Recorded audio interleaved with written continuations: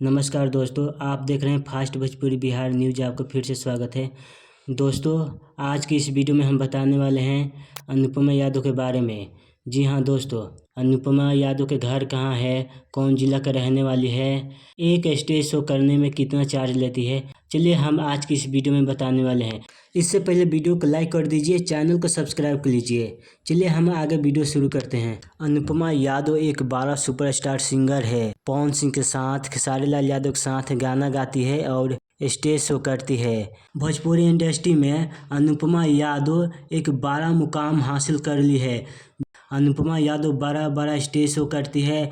अनुपमा यादव एक stage show का demand करती है 1 से 1.5 लाख तक। आप सभी को बता दें कि पवन सिंह के साथ, खेसारी लाल यादव के साथ अनुपमा यादव स्टेज शो करती है। आप लोगों को देखने को मिलता होगा।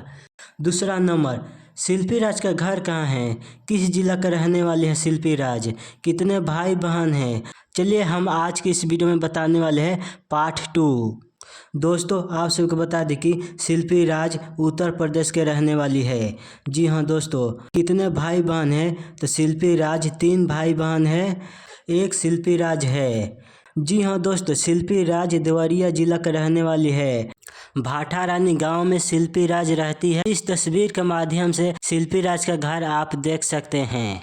चलिए दोस्तों, आज हम शिल्पी राज के जन्म के बारे में बताते हैं, कब हुआ था। दोस्तों, शिल्पी राज का 25 मार्च 2002 का जन्म हुआ था।